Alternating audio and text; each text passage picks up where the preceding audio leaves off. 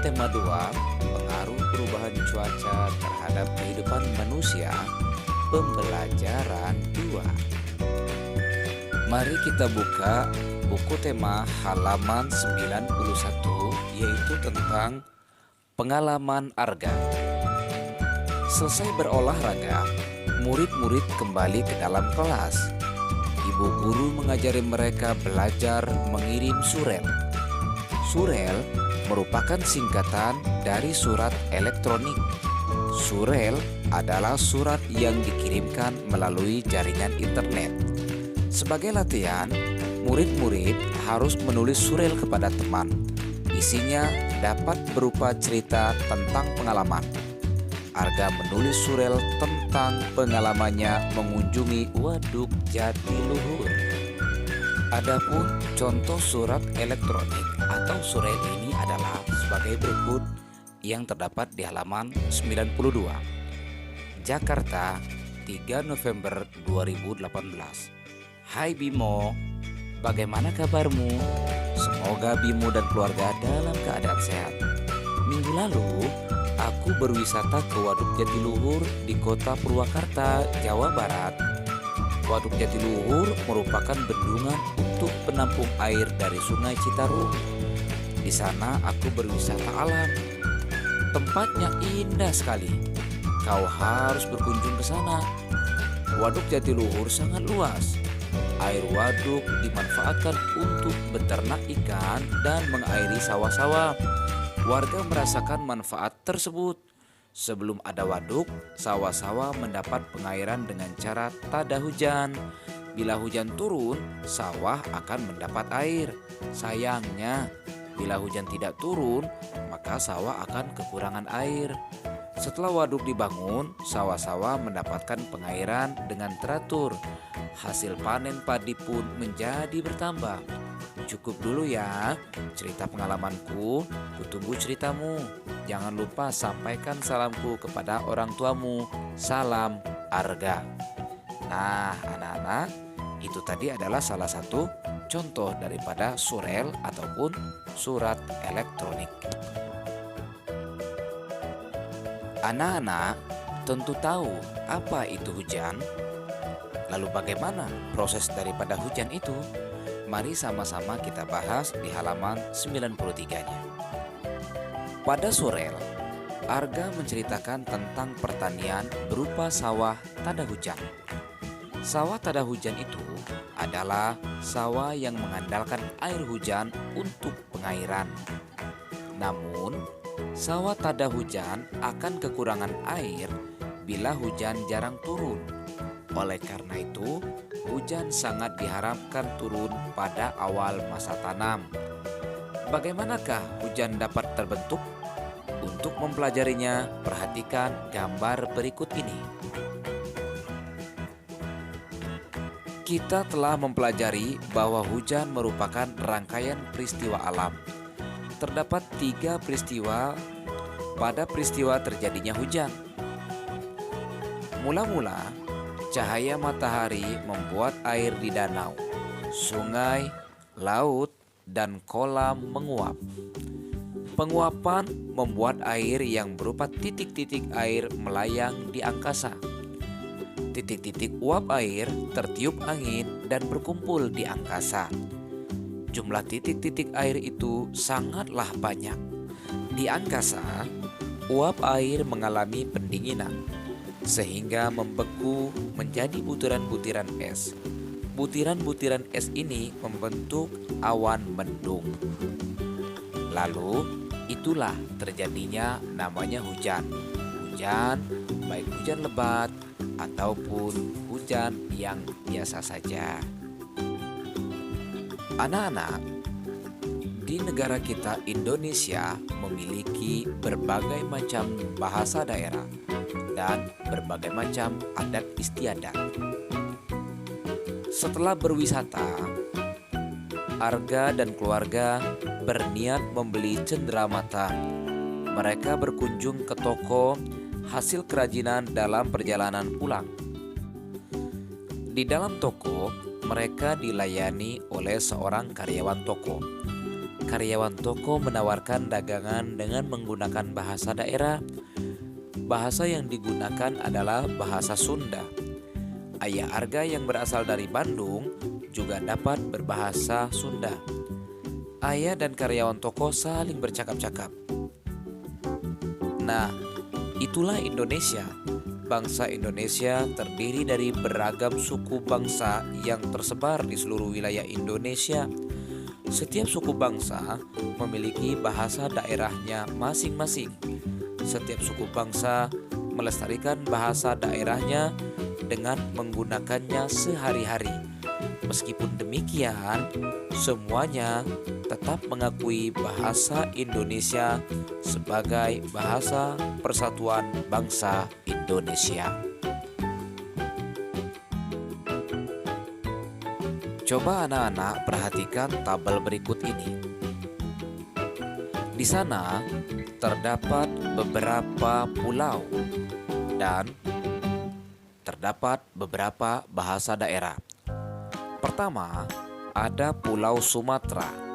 Pulau Sumatera menggunakan bahasa Minangkabau.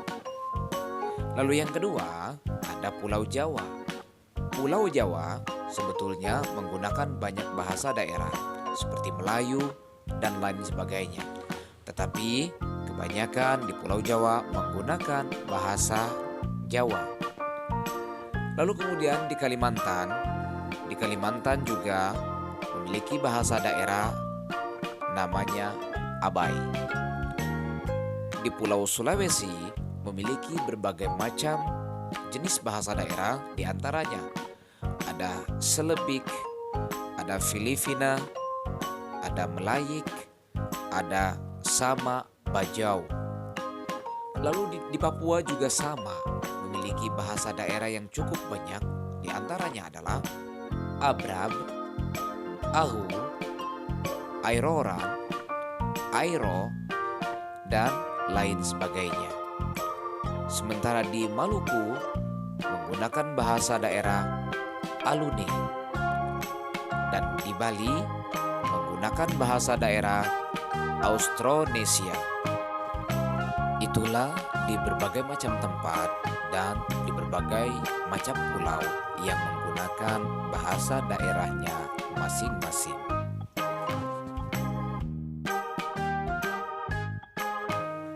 Sekarang kita lanjutkan di tema 5, subtema 3, pengaruh perubahan cuaca terhadap kehidupan manusia, pembelajaran 3.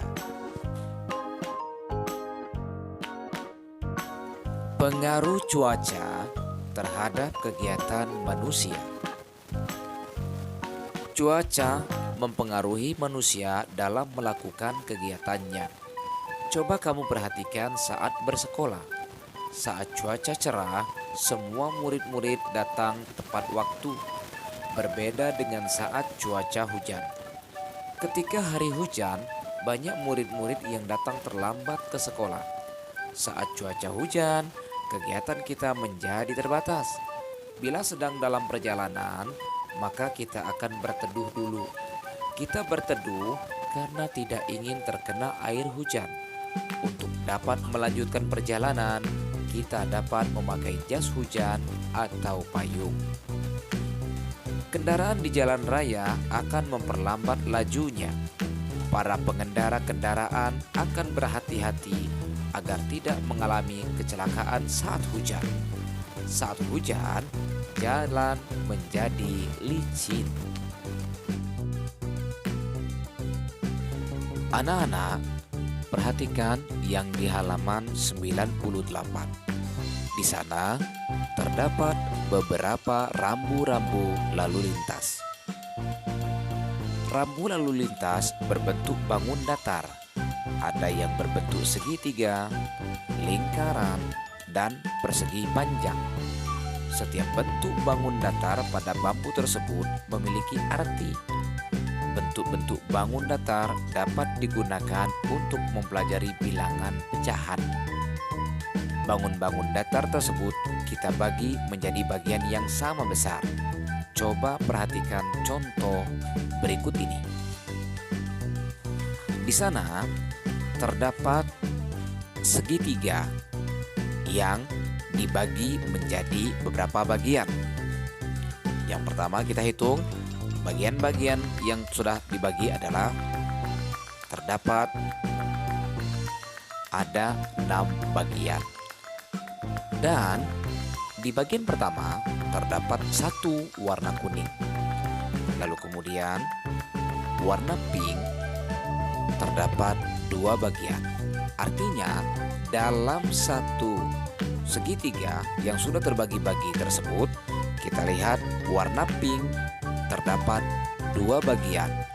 Maka kalau kita bentukkan kepecahan, kita lihat patokannya yang berwarna terlebih dahulu.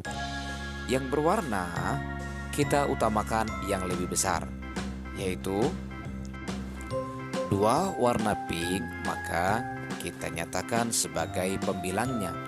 Sementara secara keseluruhan tadi terdapat 6 bagian, maka dapat dinyatakan pecahannya 2/6. Selanjutnya, yang warna kuning terdapat 1 bagian, maka yang berwarna kuning 1 bagian tersebut kita nyatakan sebagai pembilang. Dan secara keseluruhan adalah 6. Maka dapat kita nyatakan sebagai bentuk pecahannya adalah 1/6. Nah, ini masih berkenaan dengan penjumlahan pecahan, sehingga dapat kita jumlahkan 2/6 ditambah 1/6. Jawabannya adalah 3/6. Adapun materi berikutnya, yaitu di sana ada tentang menggambar motif batik. Alat-alat dan bahan-bahan yang harus dipakai ataupun digunakan dalam membuat motif batik ini adalah sebagai berikut. Pertama, kertas gambar, pensil warna, spidol atau krayon, dan pensil juga termasuk penggaris. Cara membuatnya, pertama adalah dengan bantuan penggaris, buatlah bentuk bujur sangkar pada bagian tengah kertas gambar. Lalu yang kedua, selanjutnya buatlah 4 buah garis saling berpotongan seperti pada gambar tersebut. Cara berikutnya, buat lagi 4 pasang garis di bagian dalam 4 cabang atau lajur yang terbentuk. Tambahkan motif-motif titik-titik di sepanjang 8 jalur yang terbentuk dan sesuai dengan contoh gambar tersebut. Lalu, tentukan titik tengah bidang gambar. Buat gambar bunga bermahkota 4 seperti pada gambar berikut ini. Pada titik tengah, tambahkan 2 lingkaran dengan salah satu pada bagian tengah berwarna hitam. Langkah berikutnya, lakukan hal yang sama pada bagian tepi-tepi bidang gambar. Perpanjang garis percabangan sebagai bantuan bila diperlukan. Dan langkah selanjutnya, tambahkan gurat-gurat pada mahkota bunga. Dengan gurat-gurat ini, gambar bunga tampak lebih hidup. Lalu, yang terakhir adalah gambar bentuk-bentuk oval pada 4 bagian percabangan. Langkah terakhir, warnai sesuka hatimu.